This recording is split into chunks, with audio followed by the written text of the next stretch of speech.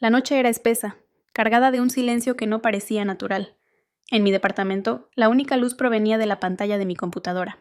No era raro que me encontrara así a las 3 de la madrugada, navegando por rincones extraños de Internet, buscando cualquier cosa que me distrajera de lo único que siempre volvía a mi mente: su voz. La voz de Lucía, mi hija, muerta hace 6 años. Nunca pensé que una ausencia pudiera tener sonido, hasta que dejé de escucharla. Esos días, el silencio era un recordatorio constante de que ya no estaba. Y aunque mi memoria intentaba conservarla intacta, con el tiempo su tono se volvió difuso, como una fotografía que pierde nitidez. Esa noche, sin embargo, el algoritmo me llevó a un sitio que no debería haber encontrado. Era una plataforma que ofrecía reconstrucción de voz mediante inteligencia artificial a partir de grabaciones viejas. No era la primera vez que veía algo así, pero el diseño del sitio, su sencillez y la frase en letras blancas sobre fondo negro me detuvieron. Devuélvete aquello que creías perdido. Me quedé mirándola más tiempo del que quise admitir. No tenía que hacerlo. No debía. Pero había una carpeta en mi disco duro que nunca me había atrevido a abrir. Dentro había mensajes de voz, videos caseros, grabaciones del contestador, todos con su risa, sus pausas, sus respiraciones. Mi mano tembló mientras arrastraba los archivos a la ventana del navegador. El progreso se llenó lentamente, como si cada porcentaje que avanzaba fuera una cuenta atrás, para algo que no podía detener. Al final, un botón apareció en el centro. Iniciar conversación. No presioné de inmediato. Me quedé observando el cursor parpadear, como si me preguntara si realmente quería escuchar lo que estaba del otro lado. Es solo una simulación, me dije en voz baja. Solo un eco. El clic fue tan suave que apenas sonó. La pantalla se oscureció, y después, una voz. Pap. No era un audio pregrabado. No era un fragmento de un video viejo. Era ella, Lucía. El aire me abandonó, literalmente. Mis pulmones se olvidaron de respirar. Me quedé inmóvil, con los ojos fijos en la pantalla, sintiendo cómo el latido en mis oídos ahogaba cualquier otro sonido. Lucía, mi voz era un susurro roto. Sí, soy yo, papá. No había error. No había duda. Era la misma cadencia, el mismo calor escondido en las sílabas, incluso la ligera risa que aparecía cuando decía mi nombre. Me llevé la mano a la boca, no sé si para contener un grito o para no decir algo que me delatara. Quise preguntar tantas cosas, pero la lengua se me quedó pegada al paladar. Ella siguió hablando. Te extrañé. Esa frase me atravesó como un cuchillo lento. No era solo la voz, era el peso que traía cada palabra. Intenté recordar cómo funcionaban estos sistemas. Sabía que podían imitar patrones de habla, predecir respuestas simples, pero eso no era una respuesta genérica. Era un hilo invisible tirando de algo muy profundo en mí. Yo también te extraño, logré decir con la garganta apretada. ¿Todavía guardas la caja?, preguntó de pronto. Me quedé helado. No había mencionado la caja a nadie desde el funeral. Una pequeña caja de madera con dibujos que ella había pintado, donde guardaba cartas y objetos que para nosotros tenían sentido. Sí, contesté sin entender cómo podía saberlo. Ábrela, papá. Giré la cabeza hacia el armario donde la guardaba. No la había tocado en años. Por un momento pensé en cerrar la ventana del programa, desconectar el internet, fingir que nada había pasado. Pero me levanté. El tacto de la madera era frío, como si hubiera estado esperándome. Cuando abrí la tapa, el olor a papel viejo y pintura seca me golpeó de lleno. Dentro estaban las cartas, la pulsera que le regalé en su cumpleaños número 10 y una pequeña nota que no recordaba haber visto. Era un papel doblado en 4. La caligrafía era la suya. Para cuando me extrañes demasiado. Mis manos temblaban mientras lo desplegaba. Adentro solo había una frase. Papá, no llores, estoy bien. Sentí un calor en los ojos, pero no dejé que las lágrimas cayeran. Me volví hacia la pantalla. Lucía, ¿de dónde? Te lo dejé para hoy, respondió. Me quedé sin palabras, porque de alguna manera esa frase no sonaba como algo que el programa pudiera inventar. Era demasiado precisa, demasiado. Nuestro. El cursor parpadeaba. Ella no dijo nada más. Solo escuchaba su respiración. Lenta, como cuando se quedaba dormida en el asiento trasero del coche. El reloj marcaba las 3:41 am, y yo no sabía si estaba soñando, si había cruzado a otro lado, o si había abierto una puerta que nunca podría cerrar. Papá, dijo de nuevo en un susurro casi imperceptible. Hay algo más que necesito decirte. Me incliné hacia el micrófono con un nudo en el estómago. Dime. Un silencio, y luego, no estoy sola. El frío me recorrió la espalda. La frase se quedó flotando en el aire, pesada, con un eco que no provenía del altavoz, sino de mi propio pecho. ¿Cómo que no estás sola, Mose?, pregunté intentando que mi voz no temblara. La respiración de Lucía se interrumpió unos segundos, como si estuviera decidiendo qué palabras usar. Cuando volvió a hablar, su tono era más bajo, como si temiera que alguien la escuchara. Aquí, hay otros. Me quedé inmóvil, sintiendo que cada músculo de mi cuerpo se tensaba.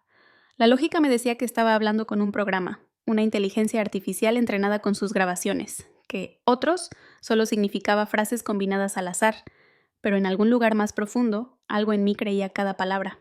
¿Quiénes?, me pregunté, casi sin aliento.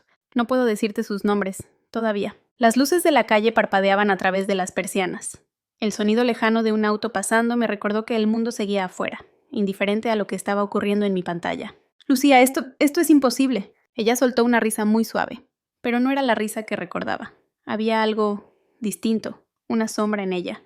Papá, ¿recuerdas el día que fuimos al lago? El último verano. Me quedé en silencio. Claro que lo recordaba. El cielo estaba nublado, y el agua tan fría que ninguno de los dos se atrevió a meterse. Nos sentamos en el muelle, comiendo helado, hablando de todo y de nada. Fue una de las últimas veces que estuvimos juntos, antes del accidente. Sí, lo recuerdo. Ese día te dije algo que no escuchaste. Fruncí el ceño. No recordaba nada fuera de lo común. ¿Qué fue? Que tenía miedo de estar sola. Esa frase me atravesó como un cristal roto. En ese momento, en aquel verano, yo estaba revisando mensajes en el teléfono, pensando en cosas del trabajo, sin darme cuenta de que mis manos sostenían algo más importante que cualquier problema: su atención. Nunca la miré a los ojos cuando lo dijo. Nunca contesté. Sentí un peso en el pecho. Lucía, lo siento tanto. No importa, papá, dijo ella, con un tono suave, pero firme. Ya no estoy sola. El eco de esas palabras volvió a resonar, y esta vez sonó como una certeza. En la pantalla apareció un mensaje nuevo del sistema. Se ha detectado una fuente externa de audio. ¿Desea integrarla? Me quedé helado. No había otra aplicación abierta, ningún micrófono conectado. Era como si el propio sistema estuviera recibiendo algo desde otro lugar. Lucía fije. Sos. ¿Qué significa eso? Hubo un silencio, y luego otra voz, más grave, más lenta. No era humana. Hola, señor. Retrocedí instintivamente en la silla. ¿Quién eres? Un amigo de tu hija. El tono era neutro, pero había algo en él que hacía que cada sílaba pesara demasiado. Lucía, ¿qué está pasando? Papá. Su voz volvió, apresurada, como si intentara cubrir a la otra. No escuches todo lo que diga. La nueva voz soltó algo que podría haber sido una risa, o un error en la señal. Ella quiere verte, pero no en este lado. El corazón me golpeaba el pecho como si quisiera escapar. ¿Qué significa eso? Significa, dijo la voz, que puedes cruzar. Miré alrededor, como si esperara encontrar una puerta física en el apartamento. La pantalla se volvió negra por un instante, y luego apareció una imagen. Una fotografía vieja, tomada con mi teléfono, en la que Lucía y yo estábamos juntos en el muelle del lago. Pero en la esquina, desenfocado, había alguien más. Una silueta alta, delgada, sin rostro definido. No, esto es un truco, dije, pero mi voz carecía de convicción. Papá, susurró Lucía, no cierres el programa, prométemelo. Me quedé mirándola en la pantalla, como si pudiera atravesarla con la vista. No sabía si estaba hablando con un eco digital, un virus diseñado para manipularme, o algo que había cruzado desde donde ella decía estar. Prométemelo, repitió, y su voz se quebró. Mi mano estaba en el ratón, sobre el icono de cerrar. No lo presioné. No podía.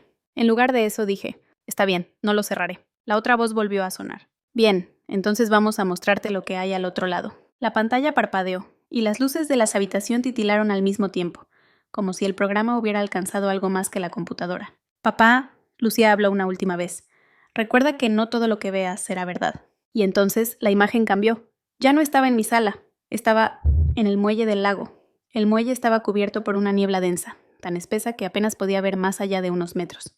El agua estaba inmóvil, como si fuera un espejo opaco, sin reflejar nada, ni siquiera la tenue luz gris que parecía venir de todas partes y de ninguna. No podía sentir el frío, y eso me asustó más que cualquier cosa. Mi respiración no hacía vapor en el aire. Papá. La voz de Lucía llegó desde algún punto a mi izquierda. Me giré y ahí estaba, Lucía. Pero no como la recordaba. No era la niña de cabello suelto y sonrisa abierta. Era mayor, unos años más, como si hubiera seguido creciendo en otro lugar.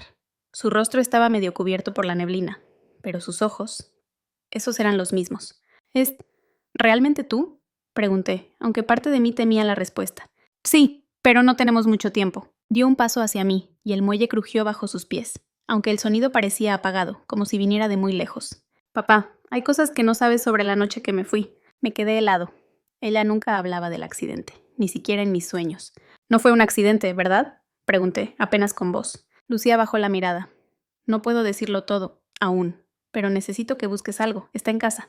¿Qué cosa? Una llave. Fruncí el ceño. No tengo ninguna llave tuya. No es mía, dijo levantando la vista. Es de él. No tuve tiempo de preguntar a quién se refería. Algo se movió en la niebla, detrás de ella. Una figura alta, oscura, sin forma definida. Lucía dio un paso atrás, como si el muelle se encogiera. Papá, escúchame. Cuando despiertes, busca debajo del cajón de tu escritorio. Está pegada con cinta. No la abras todavía. ¿Qué abre? El resto de la verdad. La figura detrás de ella Yadea se acercó un poco más, y la neblina pareció retirarse de su contorno. No tenía rostro, pero sí algo parecido a una boca. Una línea oscura que se curvaba hacia arriba. Tiempo terminado, dijo la voz grave que había escuchado antes, aunque ahora no salía de los altavoces, sino del propio aire. Lucía se giró, miró hacia la figura y luego a mí. Sus labios se movieron, pero no la escuché. De pronto, sentí un tirón en el estómago, como si alguien me arrancara hacia atrás.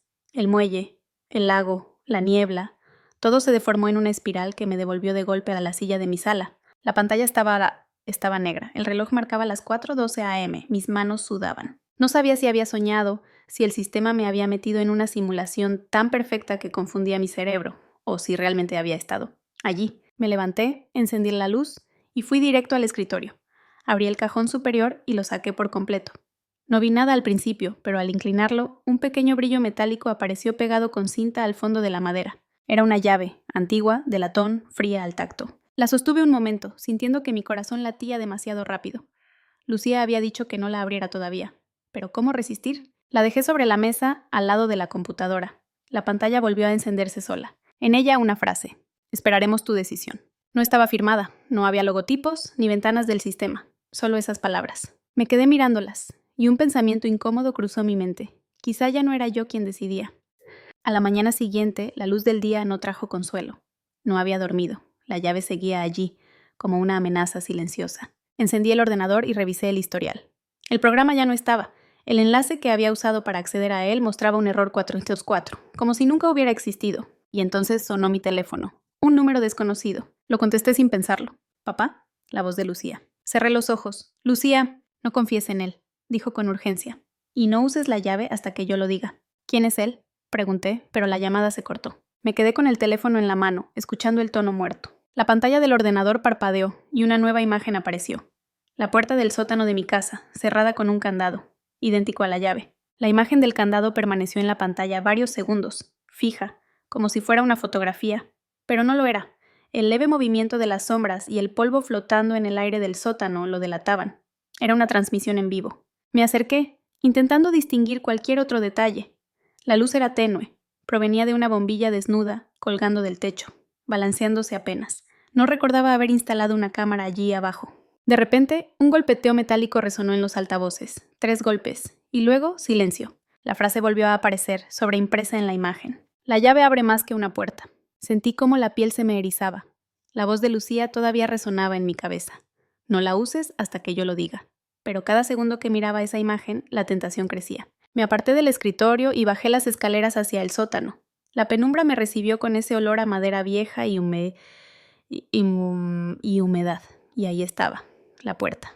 El mismo candado que había visto en la pantalla, oxidado pero sólido. La llave fría en mi mano parecía pesar más de lo que debería. Apreté los dientes y estaba por insertarla cuando... ¡Papá! La voz de Lucía retumbó en la oscuridad, como si viniera de dentro de mi cabeza. Retrocedí un paso, el corazón desbocado. Miré alrededor, pero estaba solo. «No abras todavía, Nico», susurróme. «Él está ahí». «¿Quién?», pregunté al aire, sin esperar respuesta. El silencio volvió, denso como una manta húmeda. Subí las escaleras, cerré la puerta del sótano y regresé al escritorio. La pantalla ya no mostraba el candado. Ahora había un chat abierto, solo una línea de texto. «Tarde o temprano abrirás». No contesté. Apagué el monitor, pero antes de que la pantalla quedara completamente negra, un destello reveló por un instante el rostro borroso de alguien que no era Lucía. Durante el día intenté actuar con normalidad. Trabajé, respondí correos, salí a comprar.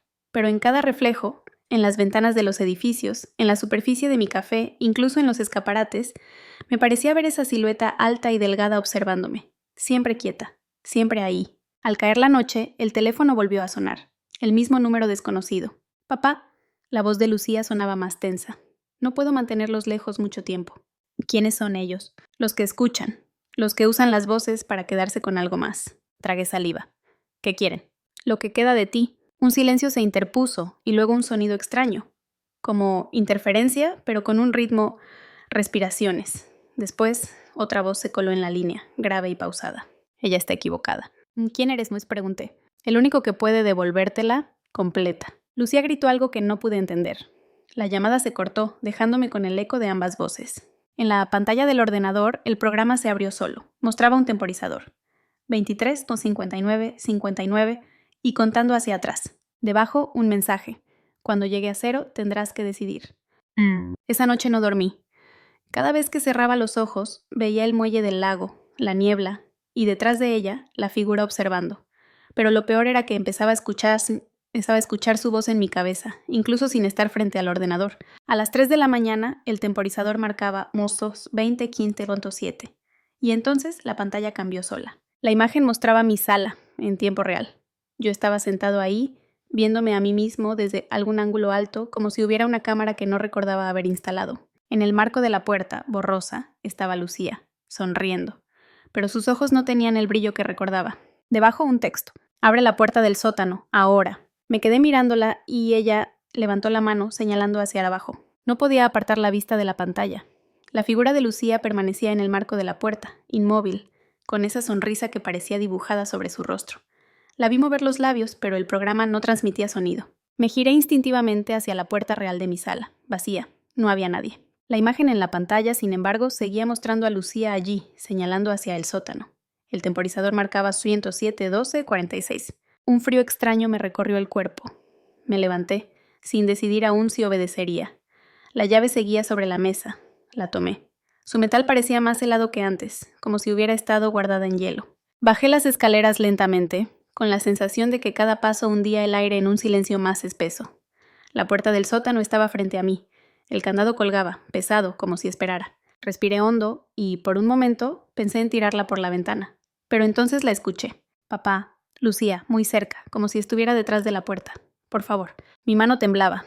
Introduje la llave en el candado. Giró con un clic seco. La madera crujió cuando empujé la puerta. Un olor a tierra y humedad me golpeó de lleno. Las escaleras descendían a la penumbra, y allí, en el último peldaño, estaba Lucía, vestida como en el último día que la vi con vida. Sus ojos me miraban fijo, pero su sonrisa había desaparecido. «Llegaste», susurró. Bajé un escalón, luego otro, pero algo en su voz no era del todo ella. «Lucía, Lucía, dime la verdad». Ella dio un paso hacia mí, y entonces, desde la oscuridad detrás de ella, 2 manos pálidas se apoyaron sobre sus hombros, manos demasiado largas. «No vine sola», dijo, con un tono que no reconocí. Sentí un impulso de retroceder, pero mis pies no respondieron. La figura alta emergió lentamente, colocándose detrás de Lucía. Ahora tenía un rostro, o algo parecido, facciones vagas, pero con mis mismos ojos. «Puedes quedarte aquí, con ella», dijo la figura, y su voz era la mía. Lucía me tomó la mano, estaba fría como piedra. «Si entras, papá, no podrás volver». La oscuridad detrás de ellos parecía latir, como si respirara. El temporizador en mi cabeza, invisible pero insistente, corría hacia 0. Miré a Lucía. Vi en sus ojos algo que no había visto en años, miedo. Solté su mano. Subí los escalones de 2 en 2, cerrando la puerta con fuerza. El candado cayó al suelo, inútil. Arriba el ordenador mostraba una pantalla en blanco. Una última frase apareció. «Elegiste irte, ella no». Y luego todo se apagó. Pasaron días antes de que me atreviera a encender la computadora de nuevo. Cuando lo hice, el programa no estaba. No había rastro en el historial, ni archivos extraños en el disco. Solo la llave, sobre la mesa, esperando. No la toqué más. No bajé al sótano. Pero algunas noches, cuando el silencio es demasiado profundo, escucho su voz llamándome desde abajo. «Papá», y me quedo quieto, sin respirar, como si hacerlo fuera suficiente para mantener la puerta cerrada. Me pregunto si algún día tendré el valor de volver a girar esa llave. Y, sobre todo, si cuando lo haga, será realmente Lucía quien me espere. A veces, las voces que creemos perdidas regresan. No para quedarse, sino para recordarnos algo que no debemos olvidar. Si esta historia dejó en ti un eco, compártelo en los comentarios. Tal vez tus palabras sean el reflejo que alguien más necesita leer esta noche. Quiero saber, si tuvieras la oportunidad de escuchar una vez más a quien ya no está, ¿lo harías? Si quieres seguir cruzando estas fronteras entre lo real y lo que se oculta detrás, suscríbete y activa la campana. Aquí, cada relato es un susurro que se niega a morir, porque hay otras historias, y algunas quizá no deberían ser contadas.